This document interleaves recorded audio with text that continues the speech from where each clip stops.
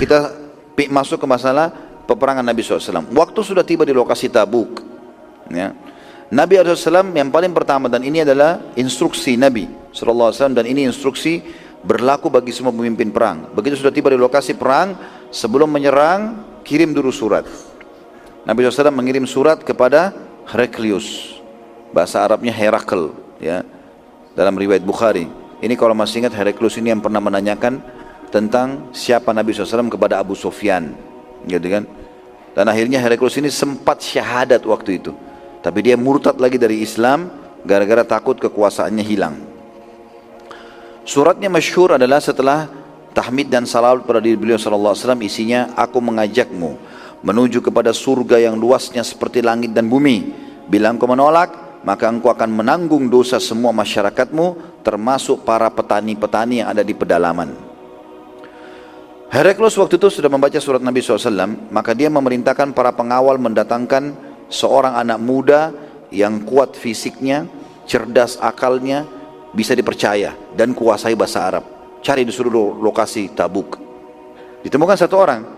Saya tidak tahu orang ini dalam bahasa Inggris namanya siapa, tapi ada dalam buku-buku sejarah itu. Bahkan suratnya Heraklius ini ada disimpan di museum-museum mereka, gitu kan. Yang jelas Heraklius waktu itu sempat menemukan, kalau dalam bahasa Arab namanya anak muda ini Tanuhi. Tanuh, ya. Tanuh ini teman-teman sekalian disatakan oleh waktu sudah dites, ternyata bahasa Arabnya bagus, memang anaknya cerdas dan loyal terhadap agama Kristen, tidak mudah murtad. Kemudian Heraklius berkata kepadanya, aku akan mengutusmu kepada seseorang yang bernama Muhammad yang mengaku sebagai seorang nabi. Maka pastikan 3 hal darinya saat kau ketemu. Kalau ada padanya 3 hal ini, berarti dia nabi betul, ya.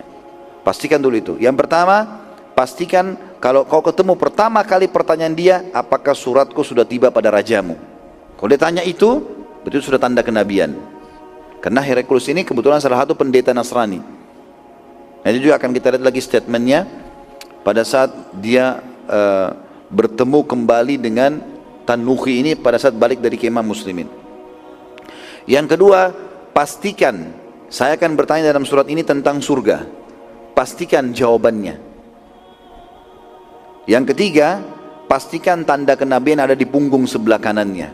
Lihat punggungnya sebelah kanan itu, ada tanda kenabian tidak? Disebutkan cirinya, gumpalan seperti daging berwarna merah, ada bulu kehitam-hitaman. Maka Tanuhi pun menjalankan, datang ke pasukan muslimin sebagai utusan. Dan Nabi SAW langsung bertemu dengannya, disuruh bertemukan. Dan begitu ketemu, pertanyaan pertama Nabi adalah, apakah suratku sudah tiba ke rajamu? Berarti tanda pertama sudah terjawab di sini. Dan pada saat itu Tanuh mengatakan iya, sudah tiba. Lalu dia pun menyerahkan surat balasan Heraklius ini atau Herakl ke tangan Nabi SAW atau kepada sahabat. Dan sahabat pun membacakan kepada Nabi SAW. Isi surat itu adalah, engkau telah mengajakku menuju ke surga yang luasnya seluas langit dan bumi. Ini langit dan bumi, maka di mana surga? Ini langit dan bumi, mana surganya? Maka Nabi SAW menjawab mengatakan, Maha Suci Allah. Kalau begitu, mana malam di saat siang datang? Ini jawaban yang sangat cerdas, gitu kan? Dan ini wahyu tentunya, penyampaian. Luas langit dan bumi, iya. Sekarang langit ini semua kayak siang begini terang. Baik mana malam hari sekarang? Padahal dia juga makhluknya Allah. Begitu juga dengan pada saat malam datang, mana siangnya? Maka ini jawaban, rupanya Heraklius sudah menyampaikan kepada Tanuhi, jawabannya seperti ini. Kalau dia jawab seperti itu, ya, bahwasanya mana malam dari siang, ya, atau mana malam kalau siang datang, maka itu adalah jawaban kenabian. Sekarang tinggal tanda yang ketiga, melihat tanda di badan Nabi SAW. Tapi Tanuhi tidak mau bilang, saya mau lihat tanda kenabianmu, enggak. Maka dia coba menjaga. Dia lalu meminta kepada Nabi SAW untuk tinggal di perkemahan muslimin beberapa hari. Tinggal tiap hari.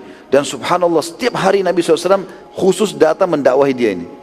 Diajak Islam, tetap kokoh, ya, enggak mau murtad dari agamanya maksudnya, ya. Karena mereka anggap kalau masuk Islam murtad, gitu kan. Kemudian Nabi SAW terus dakwai, sampaikan dalil-dalil, bukti-bukti, tetap enggak mau. Jawabannya selalu Tanuhi, sampai 5 hari Nabi dakwain. Ya, dan sebagian hadis sejarah mengatakan belum ada orang didakwai Nabi langsung 5 hari seperti ini. Biasanya cuma sekali 2 kali disampaikan masuk Islam. Ini 5 hari, tiap hari Nabi dakwain sendiri. Selalu jawabannya, sesungguhnya aku hanya bagian dari kaumku. Bila mereka masuk Islam, aku juga masuk Islam. Setelah melihat Tanuhi menghabiskan beberapa hari di tengah pasukan muslimin, Nabi SAW sudah tahu ini ada sesuatu yang dia tunggu. Maka Nabi SAW panggil dia ke dalam kemah. Begitu datang dalam kemah Nabi SAW, Nabi bukain bajunya. Apakah ini yang kau tunggu? Dilihatkan tanda kenabiannya. Kata Tanuhi, iya. Maka setelah itu dia pun pulang. Waktu dia pulang, dia laporin kepada Heraklius semuanya. Heraklius sudah tahu ini, kalau ini adalah Nabi. Nabi SAW waktu lihat Tanuhi pergi, beliau membaca surah Al-Qasas. Ayat 20, surah nomor 28, ayat 56.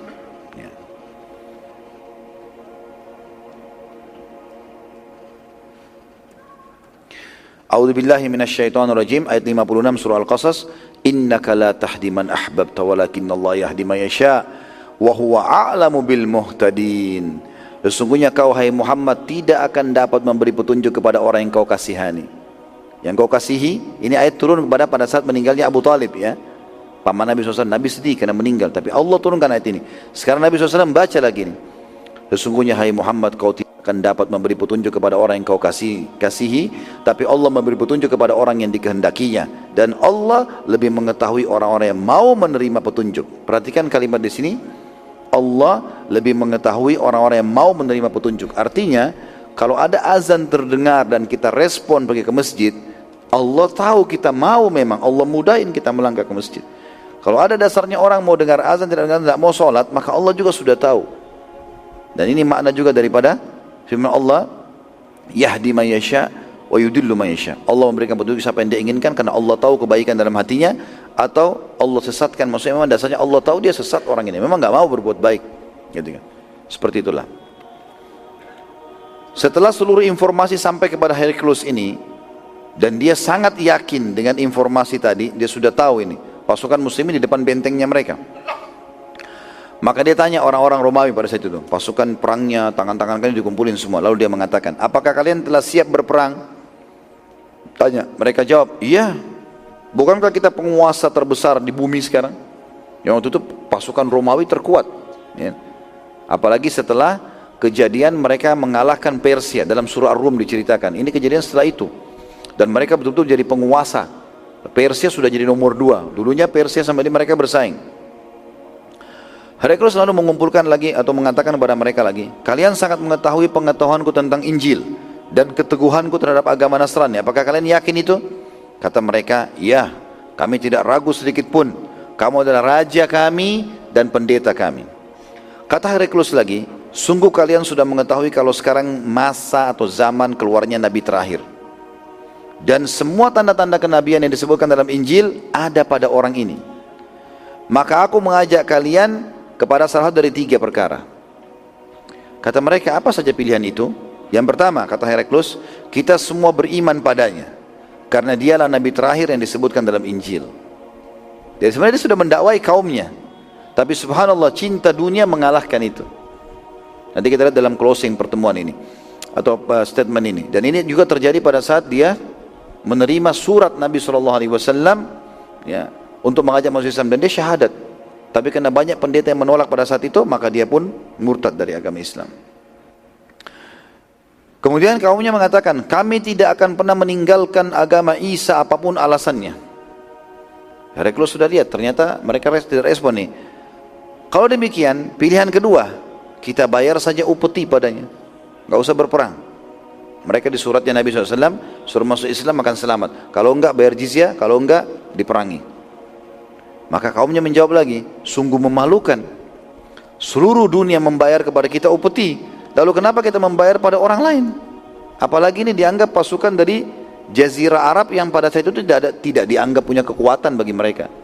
Yang dianggap kuat itu Persia, yang punya di atas daripada ya 500.000 pasukan gitu ya. Maka Heraklius mengatakan, kalau begitu, kata mereka apa? Apa yang akan dikatakan oleh dunia nanti? Kata Heraklius, kalau begitu yang ketiga, jangan kalian melawannya. Karena pasti kalau kita melawan, dia akan membinasakan kita. Kita pasti kalah. Ini Nabi. Gak usah dilawan, percuma. Ternyata yang ketiga ini disetujui oleh kaumnya. Karena mereka setuju, maka keluarlah keputusan resmi Raja Romawi Kaisar pada saat itu bahwa tidak boleh ada satu orang pun dari bangsa Romawi di bawah kekuasaan Romawi atau sekutu Romawi untuk melawan umat Islam, termasuk sekutu-sekutunya. Dan seluruh Romawi pada itu setuju, mereka tidak keluar. Nabi SAW tunggu 1 hari, 2 hari, sekian belas hari, sampai puluhan hari tidak ada yang keluar. Melihat Nabi SAW tidak ada yang keluar, mau diserang juga, diserang, bentengnya mereka kuat, tinggi, tunggu perlawanan. Maka Romawi pun mengirim surat kepada Nabi SAW mengatakan, hai Muhammad, walaupun kau nunggu setahun, maka kami pasti tidak akan keluar melawanmu. Maka Nabi SAW pun menunggu waktu itu sampai sebulan. Sampai sebulan, 29 hari Nabi SAW tunggu di situ. Dan pada saat itu, tujuan utama Nabi SAW selain memang sengaja ingin memerangi Romawi kalau mereka keluar, sehingga menunjukkan kebesaran Islam dan mengajak mereka masuk Islam, juga menyebarkan berita di Jazirah Arab kalau ternyata kekuatan muslimin bukan hanya sekedar mengalahkan Mekah, mengalahkan suku Hawazim yang besar, mengalahkan suku-suku Arab, tapi orang yang berkuasa pun waktu itu di muka bumi, dianggap kekuatan paling besar Romawi, juga takut dengan Nabi SAW. Dan itu betul, tersebar. Dan ini nanti penyebab utama datangnya suku-suku Arab masuk Islam. Setelah perang Tabuk ini, nanti banyak sekali suku-suku Arab yang masuk Islam karena mereka sudah takut dengan Nabi SAW. Dan ternyata karena masuk Islamnya mereka karena takut ini, nanti juga akan jadi penyebab waktu Nabi SAW meninggal, ada di antara mereka yang menolak membayar zakat, ada mereka yang murtad dari agama, gitu kan. Nanti akan kita jelaskan historinya. Baik, ada beberapa kejadian teman-teman saat Nabi SAW balik dari Tabuk ke Madinah. Itu di Tabuk tidak ada peperangan, dan tidak ada disebutkan secara khusus kejadian-kejadian besar di situ. Tetapi pada saat akan balik ke Madinah ada beberapa kejadian. Yang pertama, kisah hilangnya unta Nabi SAW. Unta Nabi SAW sempat hilang dan para sahabat sibuk mencarinya. Mencari, ini unta Nabi, unta raja, bukan sembarangan, bukan unta seperti masyarakat biasa, cari. Maka dicarilah. Pada saat itu kebetulan, ini kita lihat ulah orang munafik lagi. Apa saja celah yang bisa menghina Nabi SAW, menghina agama, cari masalah pasti dibuat. Beberapa sahabat kebetulan, ada yang istirahat di satu kemah. Jadi ada kemah Nabi SAW, ada kemah satu orang sahabat. Di situ, di kemah sahabat ini ada beberapa sahabat yang orang beriman, lagi istirahat di situ. Ada satu orang munafik di situ rupanya, di kemah. Kita anggap ini kemah Nabi, ini kemah seorang sahabat. Pemilik kemah ini lagi ada di kemah Nabi. Jelas nggak ini? Saya ulangi. Tidak usah ya? Baik. Yang jelas di kemah sahabat yang sedang ada di kemah Nabi ini, ada beberapa sahabat duduk lagi istirahat dan ada satu orang munafik. Rupanya si munafik ini ngomong. Dia mengatakan apa? Apakah inikah yang mengaku sebagai Nabi sementara dia tidak tahu di mana untanya? Dia tidak tahu untanya hilang dan untanya kemana. Orang ini isu, dan memang begitu orang-orang munafik ini, lempar isu pergi. Nanti umat Islam sudah kacau di sini, udah memanas gitu kan. Apalagi kata-kata ini, seperti pepatah mengatakan, ya kalau kau titipkan emas pada orang pastikan tidak bertambah, kalau kau titip kata-kata pasti akan bertambah. Kita cerita 2 paragraf jadi 5 nanti, gitu kan. Itu sudah biasa manusia begitu. Maka Nabi SAW waktu itu di kemahnya beliau, pemilik kemah ini lagi ada di situ. Nabi SAW bilang, sungguh ada seseorang dari kalian. Lihat adabnya Nabi. Nabi nggak bilang ada munafik yang bilang. Nabi cuma bilang ada seseorang dari kalian berkata, inikah yang mengaku Nabi sementara untanya saja hilang tapi dia tidak tahu kemana atau di mana tempatnya. Lalu Nabi SAW keluarkan statement wahyu yang luar biasa. Ini hadis sahih. Kata Nabi SAW, ketahuilah wahai manusia, aku hanya mengetahui apa yang Allah beritakan kepadaku, dan aku sama sekali tidak mengetahui yang gaib. Serta sekarang Allah telah memberitahukan kepadaku di mana posisi untaku itu. Sesungguhnya dia berada di lembah fulan, talinya terikat di salah satu dahan pohon. Maka cari dan temukanlah di sana. Lalu sahabat pergi ke sana, ditemukan betul unta tersebut. Jadi kan? Nah, ini pelajaran penting teman-teman sekalian. Kalau Nabi SAW saja tidak tahu hal gaib, bagaimana dengan orang biasa? Ya, sekarang banyak orang begitu mengaku datang gaib di rumahnya, datang gaib di musolanya, segala macam, ketemu Jibril, ketemu ini dan seterusnya. Ini Jadi tanda tanya, Nabi SAW saya sendiri tidak, kecuali wahyu datang. Sering kali Nabi SAW melihat para sahabat, menemui sahabat bertanya, lalu wahyu belum turun, beliau tidak jawab. Nanti setelah wahyu turun baru mengatakan, mana tadi penanya? Oh si fulan, jawabannya begini. Tunggu wahyu. Pemilik kemah yang ada si munafik tadi ini, balik dari kemah Nabi SAW ke kemahnya dia. Dia sekarang pulang ke kemahnya. Lalu si munafik sama sahabat lagi pada ngobrol nih. Pemilik kemah datang. Lalu dia bilang, tadi saya waktu lagi di kemah Nabi SAW, beliau bersabda sesuatu yang masih membuat saya butuh jawabannya gitu. Kata Nabi SAW, bahwa ada seseorang dari kalian, maksudnya dari kita, dari muslimin, yang berkata ini kayak mengaku Nabi sementara untanya saja hilang, dia tidak tahu di mana tempatnya. Dan Nabi SAW bersabda, ketahuilah wahai manusia, sungguh aku tidak mengetahui kecuali apa yang telah Allah beritakan kepadaku, dan aku sama sekali tidak mengetahui hal-hal yang gaib. Sekarang Allah telah memberitahukan kepada aku melalui wahyu tempat unta tersebut di lembah fulan, dan tali kekangannya terikat di salah satu dahan pohon. Maka disuruhlah para sahabat untuk mencari. Maka setelah dicari pun, ya, para sahabat menemukannya. Setelah itu, ya, ada seorang sahabat di situ bilang, apakah engkau tahu siapa yang Nabi maksudkan? Kata dia, tidak. Kata mereka satu kemah bicara, ini orangnya. Ini orang yang tadi ngomong ini. Dan mereka juga kaget, bagaimana bisa Nabi sampaikan di kemah sebelah gitu, ya. Maka pemilik kemah tersebut berdiri lalu menggebuki si munafik tadi. Ya, dipukul.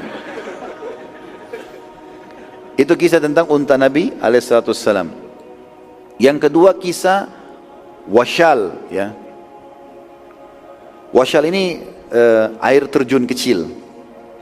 Mata air tapi di atas, di tengah-tengah batu biasanya tuh keluar, jadi dia jatuh. Jadi dianggap kayak mata air kecil, tapi dia karena di atas dinamakan dengan wasyal. Nabi SAW waktu itu menyampaikan kepada seluruh pasukan, lagi menuju ke Madinah nih, sudah mulai bergerak pasukan pulang, bahwa mereka nanti akan melewati wasyal ini, air terjun ini. Maka siapapun yang tiba di lokasi tersebut duluan, jangan meminum sedikit pun, dan jangan sentuh air itu. Karena kan jalanan padang pasir tuh. Dari perjalanan kota, dari wilayah Tabuk ke Madinah itu padang pasir, sampai sekarang pun masih padang pasir, kecuali yang sudah ada bangunan-bangunan rumah kota-kota. Dari zaman dulu tuh masih gunung-gunung batu gitu ya. Maka Nabi SAW dipesan, jangan, kalau ada yang tiba duluan, jangan sentuh mata air itu. Tunggu saya. Satu pasukan sudah tahu nih instruksinya. Orang munafik lagi buat masalah. Ulang lagi. Rupanya mereka dengar hadis itu, penyampaian Nabi itu. Mereka sengaja memicu kudanya lebih dulu sampai ke sana, dan begitu dapat air diminum. Buat masalah, gitu kan? Diminum sama dia. Dan perhatikan teman-teman, gara-gara pelanggaran ini lihat efeknya. Maka diminumlah oleh mereka, pesta-pesta, ketawa-ketawa di sana. Memang tujuannya mau mengacaukan nih. Begitu Nabi SAW tiba, lihat sudah ada orang yang tiba dan sudah minum air di situ. Dan mereka bukan minum terus sembunyi, enggak. Minum sengaja memperlihatkan kalau mereka minum. Tujuannya juga untuk mengajak pasukan untuk melanggar sunnah Nabi SAW ini. Maka Nabi SAW waktu tiba di situ beliau marah. Lalu beliau mengatakan, semoga Allah melaknat mereka, orang-orang itu.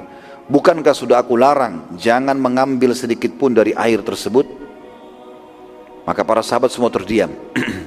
Dan orang yang minum air ini pada lari, yang tadi pergi.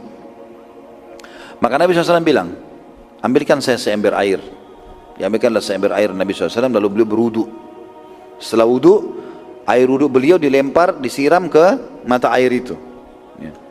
Ini air wudu Nabi alaihissalam. Saya ingatkan dari sekarang.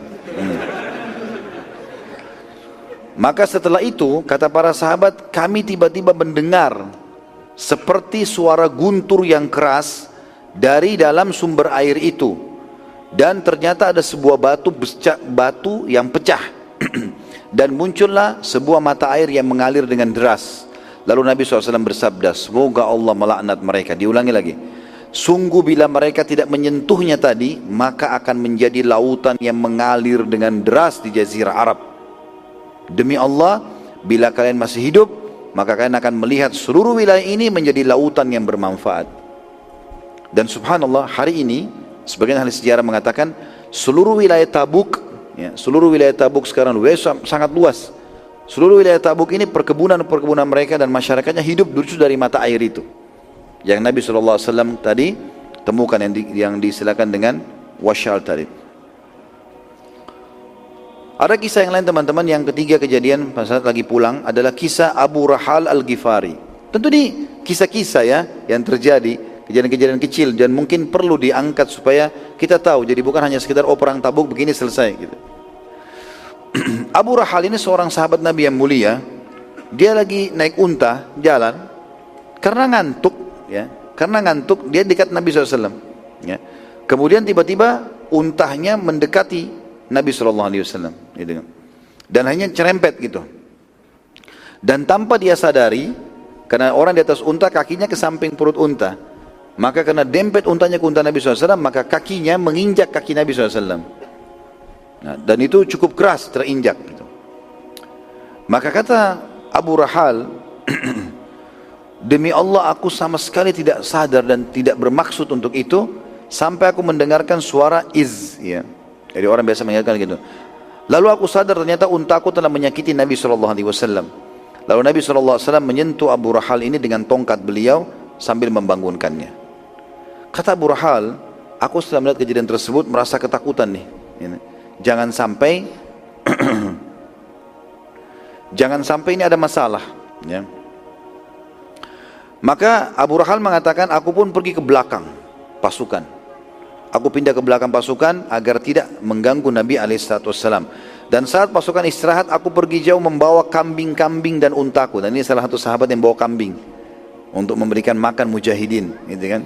Aku membawa kambing-kambingku jauh mengembala di padang pasir dengan untaku. Dan itu tujuannya agar aku tidak dicari oleh Nabi SAW. Takutnya Nabi tegur gara-gara itu. Pada saat aku balik, lihat pasukan sudah bergerak dari jauh, aku balik. Lalu aku bertanya, apakah Rasulullah SAW mencariku? Dia tanya teman-temannya. Mereka bilang iya. Abu Rahal mengatakan, demi Allah aku khawatir jangan sampai ayat Al-Quran turun padaku. Jangan sampai gara-gara ini jadi masalah. Al-Quran ditilawah sampai hari kiamat. Jadi orang kalau berbuat baik zaman itu, maka dikenang sampai hari kiamat. Orang kalau buat jahat bahaya juga. Pada saat tiba di hadapan Nabi SAW, maka beliau pun berkata, wahai Abu Rahal, sungguh engkau telah menyakitiku. Tadi kakimu itu injak itu sakit gitu. Abu Rahal mengatakan, demi Allah aku tidak menyadari wahai Rasulullah, dan aku minta maaf. Maka Nabi SAW pun mengatakan, baiklah aku maafin. Tapi tadi aku waktu membangunkanmu, aku sempat menyentuhmu dengan tongkatku. Dibangunkan dengan tongkat karena jaraknya cukup jauh, dibangunkan dengan tongkat. Maka ambillah tongkat ini dan lakukan hal yang sama pada tubuhku sebagai balasan. Kisos. Nabi SAW dengan adilnya.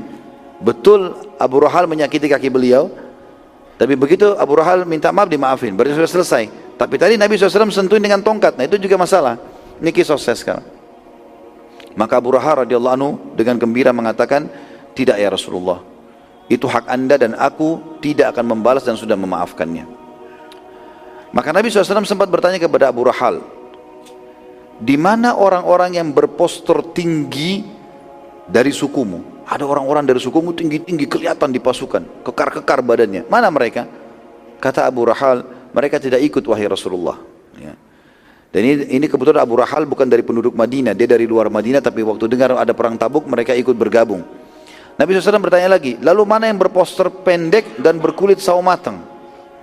Dan nanti ahli sejarah punya poin penting di sini ya, bagaimana jelinya Nabi SAW sampai tahu. Abu Rahal menjawab, kami tidak punya satupun dari suku kami orang yang berkulit gelap dan juga berpostur pendek ya Rasulullah.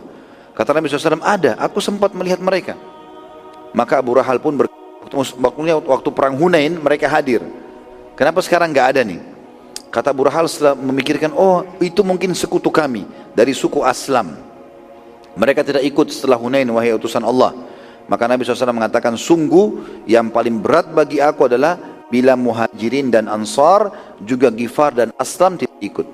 Kalau selain suku ini tidak ikut mungkin masih mudah, tapi kalau ini, empat ini tidak boleh, harusnya ikut. Dan ini menandakan kedudukan empat kelompok sahabat ini. Muhajirin dari Mekah, Ansar penduduk asli Madinah, Ghifar dan Aslam ini suku dari luar Madinah, tapi mereka pendukung Nabi SAW. Kisah selanjutnya adalah kisah meninggalnya sahabat mulia namanya Abdullah Dzil Bujadain ya. Abdullah Dzil Bujadain, Bujadain artinya kain kasar yang pendek Jadi bajunya kasar dan agak pendek kainnya. Abdullah bin Mas'ud radhiyallahu anhu menceritakan, saat pasukan lagi istirahat di malam hari, tiba-tiba aku mendengar suara galian tanah dan orang nyangkul tanah. Aku pada saat itu tiba-tiba terbangun dan ingin melihat siapa yang sedang menggali tanah malam-malam. Maka aku pun ternyata, pada saat aku keluar, aku ternyata melihat di situ ada Nabi SAW bersama Abu Bakar dan Umar, bertiga saja. Dan mereka sedang menguburkan sahabat mulia namanya Abdullah yang berjulukan dengan Dzil Bujadain, atau pemilik pakaian kasar, ya, kain pendek yang kasar. Nabi SAW pada saat itu berada di dekat lahat atau di dalam lahat, turun langsung ke dalam, ya. Dan Abu Bakar serta Umar yang menurunkan jenazahnya. Dan ini bisa dikatakan tidak terjadi oleh sahabat Nabi yang lain. Biasanya Nabi SAW hadir, para sahabat yang memikul, para sahabat yang menurunkan, lalu Nabi SAW mendoakan, gitu kan. Tapi ini tidak, Nabi SAW sendiri yang turun ke dalam liang lahat, memegang jenazahnya, Abu Bakar sama Umar yang menyetor dari atas gitu. Maka Nabi SAW pada saat itu, Abdullah bin Mas'ud mengatakan, aku mendengarkan, ya, Nabi SAW mengatakan, ya Allah, setelah meletakkan jenazahnya Abdullah, sungguh aku telah meridhoinya, maka ridhoilah ia. Kata Abdullah bin Mas'ud pada saat itu waktu mendengar doa Nabi SAW, aku berharap akulah si jenazah itu. Bagaimana Nabi SAW mendoakan. Kemuliaan apalagi kata ahli sejarah, bagaimana Nabi SAW sendiri yang mengurus jenazah seseorang serta didampingi oleh Abu Bakar dan Umar radhiyallahu anhum ajma'in. Apalagi sampai memasukkannya ke liang lahat dengan tangan mulia Nabi SAW.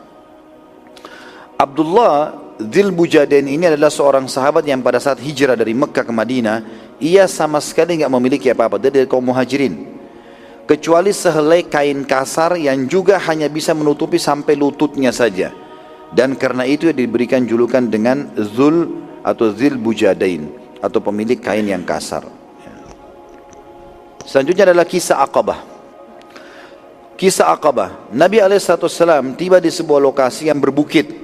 Jadi antara Tabuk dengan Madinah ada lokasi yang berbukit, yang biasanya orang Arab menyebutkan kalau ada tempat misalnya rata terus ada berbukit sedikit, mereka katakan bukit itu Aqabah, ya, makanya di tempat jumrah dikatakan jumrah Aqabah, karena khusus di tempat jumrah itu memang ada gundukan gunung sedikit yang dulu dikenal oleh bangsa Arab dengan diistilahkan Aqabah.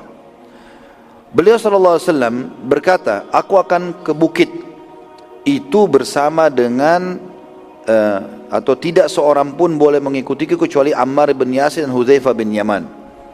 Ammar bin Yasir masyhur, sahabat Nabi yang ayahnya Yasir dan juga ibunya Sumayyah wafat dibunuh oleh Abu Jahal di Mekah, ya. Sudah kita ceritakan kisahnya.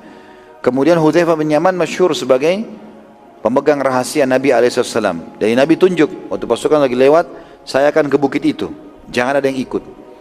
Cuma dua orang boleh ikut, Ammar bin Yasir dan Hudzaifah bin Yaman. Nabi SAW pada saat itu segera mendahului pasukan ke Aqabah, naik ke gunung itu. Tujuannya adalah Nabi SAW ingin melihat dari kejauhan lokasi tersebut ada musuh yang mau menyerang atau tidak.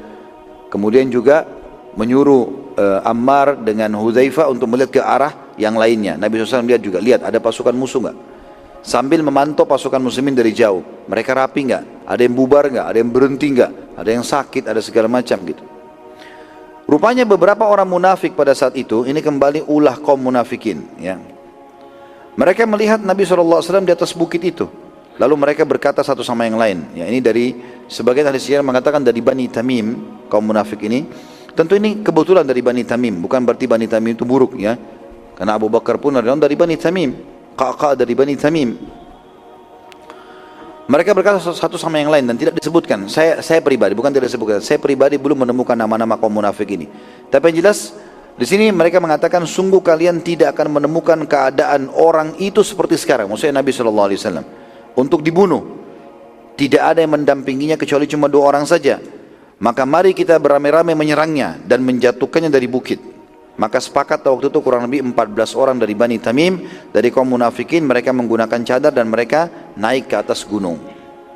Saat mereka mendekati dan mulai mendaki, Hudzaifah radhiyallahu anhu berkata, tiba-tiba aku melihat marah wajah Nabi SAW, ya, dan itu sangat jarang terjadi, ya.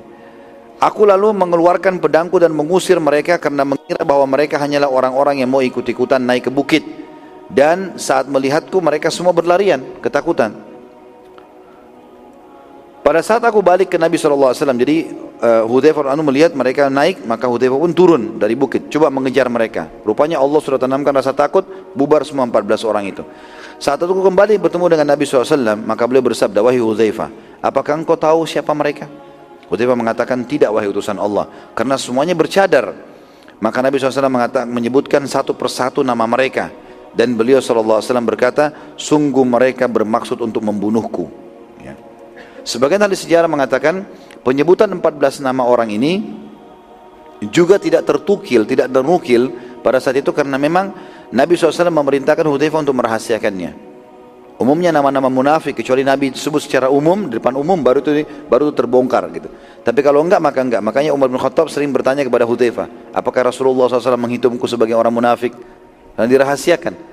Dan Umar bin Khattab kalau ingin, di zaman khilafahnya beliau, kalau ingin menunjuk satu gubernur, gitu kan, pasti tanya Hudzaifah dulu, bagaimana, munafik atau bukan? Atau dia lihat kalau ada jenazah lagi disolati, maka dia bilang, gitu kan, Umar mengatakan, saya akan solati kalau Hudzaifah solati. Kalau tidak solati berarti orang munafik. Hudzaifah berarti itu orang munafik, nggak usah solatin. Seperti itu. Jadi Hudzaifah jadi patokan gitu. Ya. Sampai pernah satu kali di zaman khilafahnya Umar mengatakan, hai Hudzaifah, apakah ada orang munafik di dalam kepemimpinanku?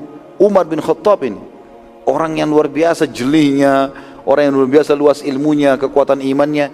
Kata Hudzaifah, ada orang munafik. Lalu Umar tanya, siapa? Kata Hudzaifah, saya tidak akan bilang.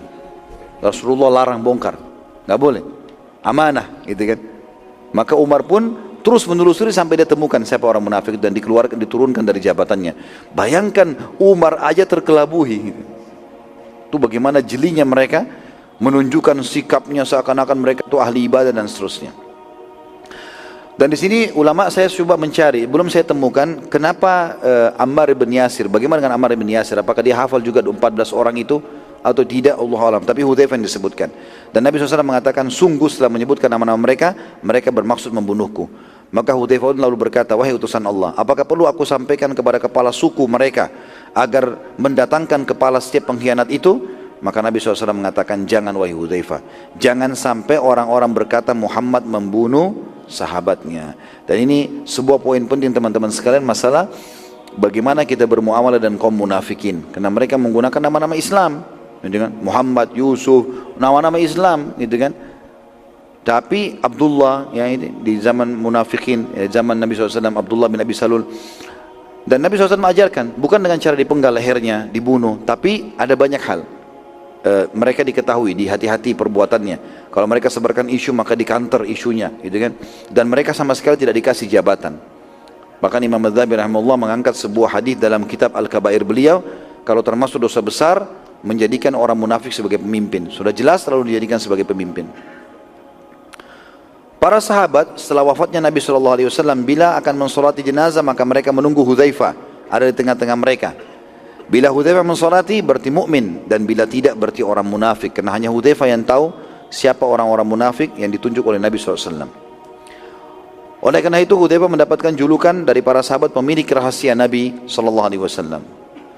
Kasus Aqabah ini Allah yang Maha Sempurna menurunkan dalam firman-Nya surah At-Taubah surah nomor 9 ayat 73 sampai 74.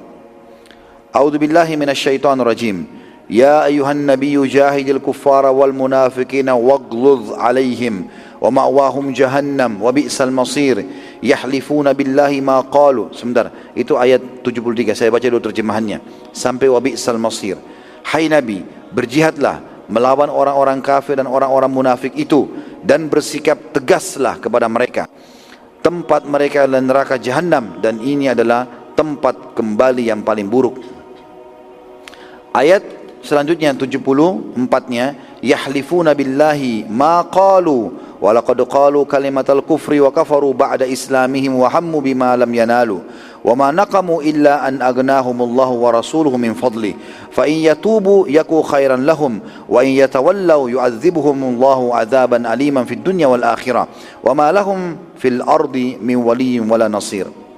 Mereka orang-orang munafik itu bersumpah dengan nama Allah bahwa mereka tidak akan mengatakan sesuatu menyakitimu hai Muhammad, Sesungguhnya mereka telah mengucapkan perkataan kekafiran. Maksudnya tadi waktu mereka bilang, ya, tidak ada kesempatan untuk yang lebih baik untuk membunuh kecuali pada saat ini.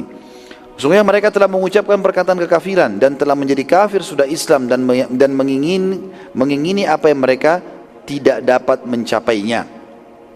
Maksudnya adalah membunuh Nabi SAW. Dan mereka tidak mencela Allah dan Rasulnya kecuali karena Allah dan Rasulnya telah melimpahkan karunia-Nya kepada mereka. Mereka dikasih rezeki, dikasih nikmat, kesempatan hidup dengan Nabi SAW, justru mereka kufur. Maka jika mereka bertaubat, Allah masih kasih kesempatan.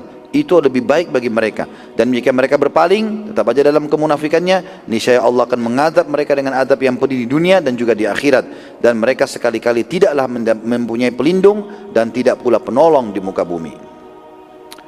Kasus yang lain teman-teman sekalian adalah penghancuran masjid Dirar. Ini terjadi dalam prosesi pulangnya Nabi SAW ke Madinah. Pasukan muslimin pada saat mendekati kota Madinah, ya, sebentar dulu, ada saya perbaikin sedikit. Pada saat pasukan muslimin mendekati kota Madinah, Nabi SAW mengutus 2 orang sahabat. Dan perintah ini belum pernah sama sekali Nabi SAW sampaikan kepada sahabat yang lain, yaitu membakar masjid. Dan sahabat yang dikirim ada 2 orang, namanya Malik bin Dush'um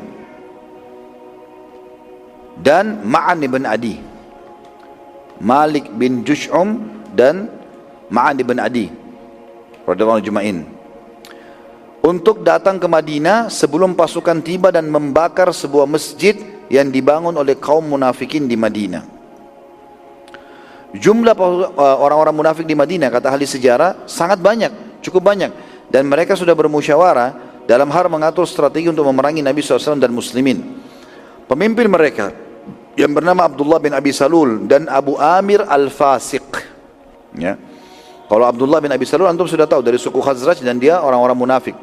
Masyhur sekali kisahnya, termasuk waktu dia meninggal Nabi SAW dilarang untuk mensolatinya. Dan satu Madinah tahu siapa dia. Dia penyebar gosip juga zinanya, bohong, berita bohong zina Aisyah dengan Safwan, ya, radhiyallahu ajma'in. Kalau Abu Amir Al-Fasiq ini adalah pimpinan Madinah sebelum Nabi SAW hijrah ke Madinah. Namanya Abu Amir, julukannya Abu Amir, saya tidak tahu namanya, tapi Abu Amir dipanggil. Al-Fasiq ini gelar yang Nabi SAW berikan. Al-Fasiq artinya orang yang buruk, ya, fasik, ya. Dia adalah orang yang dulu mau mencalonkan diri menjadi pemimpin Madinah, tapi setelah Nabi SAW hijrah ke Madinah, malah masyarakatnya Madinah memilih Nabi SAW. Gara-gara itu dia pergi ke negeri Syam. Abu Amir ini mengatur strategi dengan Abdullah bin Abi Salul untuk selalu mencari kelemahan muslimin. Termasuk kalau antum masih ingat kita review perang Uhud.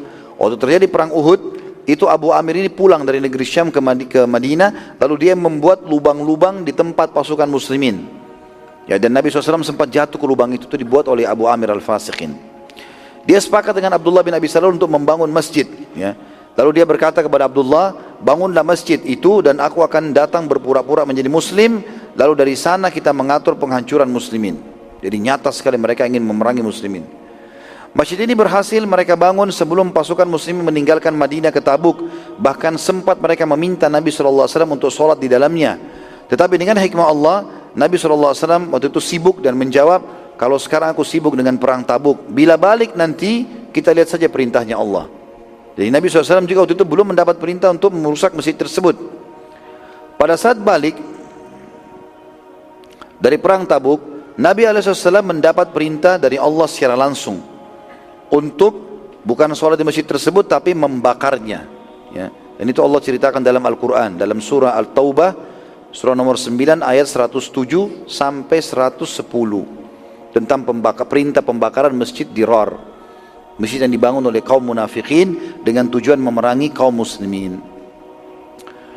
At-Taubah 107 sampai 110 ini berbunyi, A'udzubillahi minasyaitonirrajim, 107-nya, وَالَّذِينَ اتَّخَذُوا مَسْجِدًا ضِرَارًا وَكُفْرًا وَتَفْرِيقًا بَيْنَ الْمُؤْمِنِينَ وَإِرْصَادًا لِمَنْ حَارَبَ اللَّهَ وَرَسُولَهُ مِنْ قَبْلُ وَلَا يَحْلِفُنَّ إِنْ أَرَدْنَا إِلَّا الْحُسْنَى وَاللَّهُ يَشْهَدُ إِنَّهُمْ لَكَاذِبُونَ. Dan di antara orang-orang munafik itu ada orang-orang yang mendirikan masjid untuk menimbulkan kemudaratan pada orang-orang mukmin, untuk kekafiran dan memecah belah antara orang-orang mukmin, serta menunggu kedatangan orang-orang yang telah memerangi Allah dan Rasulnya. Maksudnya Abu Amir Al-Fasik tadi. Mereka tunggu datang dari negeri Syam. Mereka sesungguhnya bersumpah, kami tidak menghendaki kecuali kebaikan. Kami bangun masjid juga untuk baik-baik, untuk mendapatkan pahala dari Allah. Dan Allah menjadi saksi bahwasanya sesungguhnya mereka itu adalah pendusta. Itu ayat 107. 108-nya,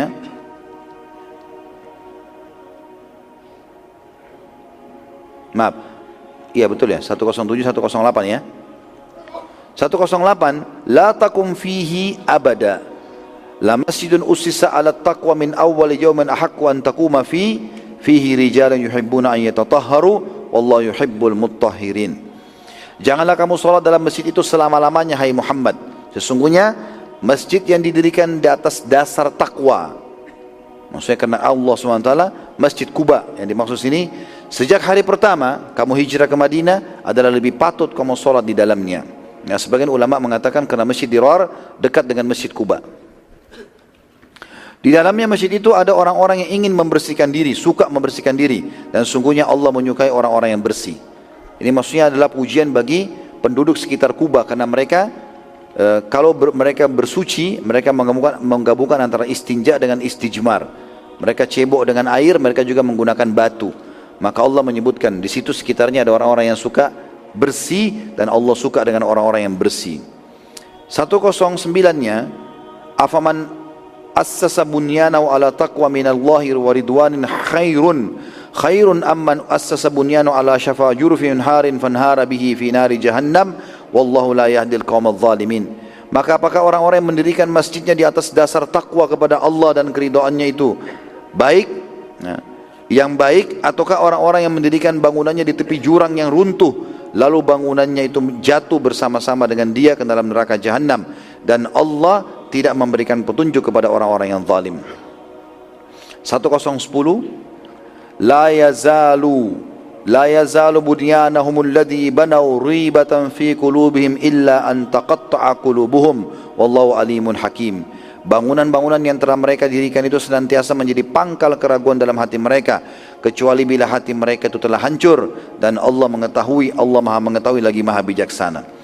Maksudnya adalah perasaan mereka lenyap dari benda-benda itu, barulah mereka atau mereka tobat, baru mereka tidak ingin sholat di situ. Tapi dasarnya mereka suka dengan itu.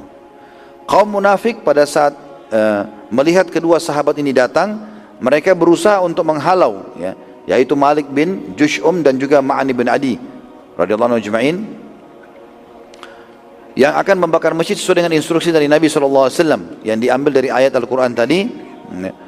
Namun keduanya karena dari penduduk asli Madinah, maka mereka tidak bisa menghalaunya, dan akhirnya mereka berdua membakar sambil mengatakan ini adalah perintah Allah dan Rasulnya.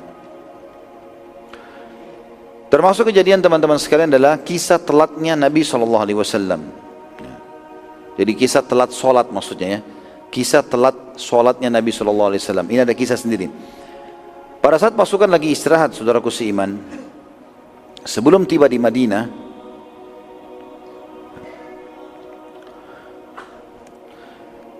maka para sahabat menunggu Nabi SAW, jadi nginap di situ. Pada saat sholat subuh, maka para sahabat menunggu Nabi SAW seperti biasa. Mereka tidak sholat sampai Nabi SAW mengimani mereka, tapi mereka menunggu sampai matahari mau terbit. Nabi SAW tidak muncul-muncul nih, gak ada. Maka para sahabat bingung, apakah mereka sholat saja atau menunggu Nabi SAW. Dan ini juga nanti keluar sebuah hukum syar'i ya. Iqamah itu, azan itu milik muazzin, artinya dia yang azan di waktunya.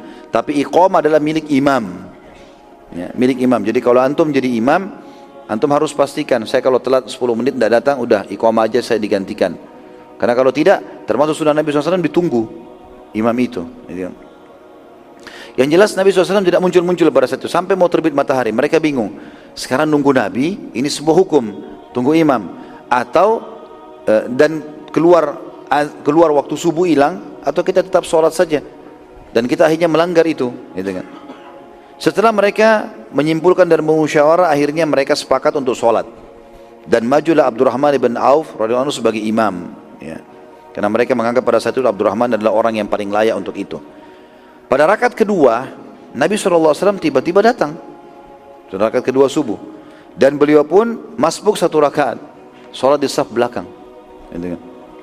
Waktu salam, sahabat-sahabat yang ada di belakang ini tidak tahu kalau itu Nabi SAW. Begitu mereka lihat, mereka semua mengatakan Subhanallah. Maka para sahabat di depan pun balik ke belakang dan melihat Nabi SAW ada di saf belakang. Belum pernah dalam sejarah ini. Ya. Pasti Nabi SAW ada di depan dan memimpin sholat gitu. Maka Nabi SAW, mereka tunggu sampai Nabi SAW selesai sholat. Selesai sholat, Nabi SAW mengucapkan kalimat yang menjadi hukum syar'i. Beliau mengatakan, ahsantum. Bagus yang kalian lakukan ini, sudah benar. Ya, dan ini menjadi sebuah hukum syar'i. Kalau sudah mau keluar waktu, sudah lewat, harus sholat. Walaupun imamnya nggak datang, gitu kan? Karena bisa saja imamnya meninggal, sakit, ada uzur. Maka walaupun iqamah itu di tangan dia, itu bisa saja kalau sudah mau keluar waktu, maka sholat itu. Juga ada hadis Nabi SAW, sedikit saya tambahkan dalam tulisan saya ini. Ada hadis Nabi SAW yang berbunyi, tidak akan terjadi kiamat sampai salah seorang dari kalian mengimami Nabi kalian. Dan ini sudah terjadi, yang berarti masa kematian Nabi SAW sudah dekat. Ini termasuk terjadi pada saat itu. Nabi SAW juga bersabda, ketahuilah di Madinah terdapat, jadi sudah selesai tadi masalah kasus itu ya.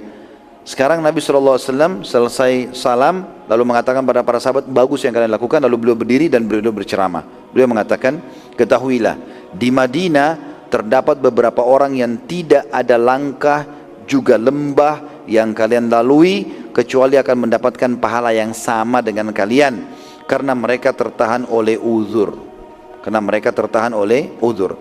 Para sahabat bertanya, wahai utusan Allah, mereka di Madinah, tapi mereka mendapatkan seperti pahala kami. Kata Nabi SAW, iya, karena mereka tertahan oleh uzur. Ya, mereka tertahan oleh uzur. Berapa menit lagi azannya? Masih 15 menit. Baik. Lanjutan materi nggak usah bertanya ya. Setuju nggak? Cuma 3 orang yang setuju. Baiklah, kita sekarang masuk lagi kisah beberapa sahabat yang tidak ikut perang Tabuk. Ini kisah cukup panjang ya. Tapi kita coba insya Allah sampaikan. Kalau tidak selesai, kita akan lanjutkan nanti maghrib biidznillah. Saat Nabi SAW tiba di Madinah, maka mulailah berdatangan kaum munafikin untuk minta maaf kepada beliau SAW. Ada pertanyaan yang masuk? Gak ada? Bagus, ahli surga Masya Allah. Enggak banyak bertanya itu bagus. Saat Nabi SAW mulai datang ke Madinah, kaum munafikin berdatangan sekarang pada minta maaf kepada Nabi SAW. Lalu Allah menceritakan tentang kedatangan mereka itu dalam surah Taubah, surah nomor 9 ayat 94 sampai 96. Ya. Mereka takut dihukum, maka mereka datang minta maaf sekarang. Ayat 94-nya bunyinya, a'udzubillahi minasyaitonirrajim, ya'taziruna ilaikum idza raja'tum ilaihim qul la ta'tadiru lan nu'mina lakum qad nabba'ana Allahu min akhbarikum wa sayarallahu amalakum wa rasuluhu thumma turadduna ila alimil ghaibi wasyahada thumma turadduna ila alimil ghaibi wasyahadati fayunabbi'ukum bima kuntum ta'malun. Mereka orang-orang munafik itu mengemukakan uzurnya kepadamu, hai Muhammad, apabila kamu kembali atau pada saat kamu kembali kepada mereka dari medan perang ke Madinah. Katakanlah, janganlah kalian mengemukakan uzur, kami tidak percaya lagi kepada kalian, karena sesungguhnya Allah telah memberitahukan kepada kami tentang berita yang sebenarnya tentang kalian. Maksudnya Allah sudah bongkar siapa kalian. Dan Allah serta Rasulnya akan melihat pekerjaanmu. Nanti kalau kalian tobat masih bisa, tapi kalau enggak maka tetap akan dihukum. Kemudian kalian akan dikembalikan kepada yang mengetahui yang gaib dan yang nyata, maksudnya Allah, hari kiamat. Dan dia memberitahukan kepada kalian apa yang telah kalian kerjakan. Ayat 95-nya, sayahlifuna billahi lakum idzan qalabtum ilaihim litu'ridu anhum fa'aridu anhum innahum rijs wa ma'wahum jahannamu jazaa'an bima kanu yaksibun. Kelak mereka akan bersumpah kepadamu dengan nama Allah apabila kamu kembali kepada mereka supaya kamu berpaling dari mereka, ya, maksudnya supaya kamu tidak mencela mereka. Jadi mereka mengatakan demi Allah ya Rasulullah, demi Allah, dusta semua. Maka berpalinglah dari mereka, jangan terima sumpah-sumpahnya mereka, jangan dengar. Karena sungguhnya mereka itu adalah najis dan tempat mereka jahanam sebagai balasan atas apa yang telah mereka kerjakan. Jadi kalau ada ciri orang suka memerangi Islam, bersumpah atas nama Allah pun jangan dengar, nggak ada gunanya. Ayat 96-nya, yahlifuna lakum litardau anhum, fa in tardau anhum fa innallaha la yarda 'anil qaumil fasiqin. Mereka akan bersumpah kepadamu agar kamu ridha kepada mereka. Tapi jika sekiranya kamu ridha kepada mereka, sesungguhnya Allah tidak ridha kepada orang-orang yang fasik itu. Jadi ayat ini turun kepada orang-orang yang tadi meminta udzur itu. Pada saat tiba di Masjid Nabawi, Nabi SAW menemukan beberapa sahabat yang mengikat diri mereka di tiang-tiang masjid sambil berkata, wahai utusan Allah, ini hukuman kami tidak ikut dengan anda, maka kami sudah bertekad tidak akan membuka ikatan kaki dan tangan kami sampai anda sendiri yang membukanya. Jadi ini ijtihad sebagian sahabat yang tidak ikut, yang tidak punya uzur gitu kan. Nabi SAW menjawab, sungguh aku pun tidak memiliki wewenang melakukannya kecuali Allah yang memaafkan kalian. Sekarang kalian tidak ikut, tidak ada uzur, biar kalian mau ikat diri kalian, mau hukum sendiri, itu tidak ada hubungannya. Tunggu Allah yang ambil keputusan. Lalu Allah turunkan surah At-Taubah, surah nomor 9 ayat 102. A'udzu billahi minasyaitonir rajim. Wa akharuna i'tarafu bi dzunubihim khalatu amalan salihan wa akhara sayyi'an 'asa Allahu an yatuba 'alaihim innallaha ghafurur rahim. Dan ada pula orang-orang yang mengakui dosa-dosa mereka. Mereka mencampur baurkan pekerjaan yang baik dengan pekerjaan lain yang buruk. Mudah-mudahan Allah menerima taubat mereka. Sesungguhnya Allah Maha Pengampun lagi Maha Penyayang. Para sahabat yang tidak ikut sangat gembira dengan turunnya ayat ini. Maka mereka ramai-ramai membawa harta mereka sambil berkata, wahai utusan Allah, sesungguhnya tidak ada yang membuat kami tidak ikut kecuali karena harta-harta ini. Maka ambillah sebagai sedekah di jalan Allah. Silakan anda letakkan ke siapa dan manapun yang anda sukai. Dan sebagai bentuk tobat mereka, ini harta kami ya Rasulullah, ambil semuanya, mau kebun, mau emas, ambil semua. Mereka menyesal. Allah turunkan At-Taubah. Lanjutan ayat tadi 102, turunan lanjutannya adalah 103 sampai 105. Allah mengatakan menerima sedekah mereka. Khudh min amwalihim sadaqatan tutahhiruhum wa tuzakkihim biha wa shalli alaihim. Inna salataka sakanun lahum wallahu samiun alim. Ambillah zakat dari sebagian harta mereka. Dengan zakat itu kamu membersihkan dan mensucikan mereka, dan doakanlah mereka. Sesungguhnya doa kamu itu menjadi ketentraman jiwa bagi mereka, dan Allah Maha mendengar lagi Maha mengetahui. Maksudnya adalah di sini zakat yang mereka keluarkan di sini umumnya adalah sedekah yang dimaksud. Walaupun ayat ini digunakan oleh para ulama untuk menjadi dalil tentang perintah zakat. Ayat selanjutnya 104, alam ya'lamu anna Allah wa yakbalu taubata an ibadihi wa ya'khudhu sadaqati wa anna Allah huwa tawwabur rahim. Tidakkah mereka mengetahui bahwasanya Allah menerima taubat dari hamba-hambanya dan juga menerima zakat, dan bahwasanya Allah Maha menerima taubat lagi Maha Penyayang. Ya. Ayat 105-nya, wa qul i'malu fasayarallahu amalakum wa rasuluhu wal mu'minun wa saturadduna ila alimil ghaibi wasyahadati fayunabbi'ukum bima kuntum ta'malun. Katakanlah, berbuatlah kalian, bekerjalah kalian. Mau taubat silakan, mau amal soleh silakan, mau buruk silakan. Allah dan Rasulnya serta orang-orang mukmin akan melihat pekerjaan kalian itu, dan kamu akan dikembalikan, atau kalian akan dikembalikan kepada Allah yang mengetahui akan yang gaib dan yang nyata, lalu diberitakan kepada kalian apa yang telah kalian kerjakan. Ya. Ini tentu kita berbicara tentang umumnya sahabat yang tidak ikut. Tadi sempat saya bilang ada 11 orang, tapi saya tidak sebutkan semua, tidak temukan semua namanya. Tapi ada sahabat yang perlu kita sebutkan kisahnya secara khusus, yaitu Ka'ab bin Malik radhiyallahu anhu, dan tadi sahabat yang kita sebutkan Hilal dan juga Murarah. Ya. Insya Allah kita lanjutkan nanti malam ini ya. Saya akan sambutkan dengan kisah 3 orang sahabat yang mulia, di mana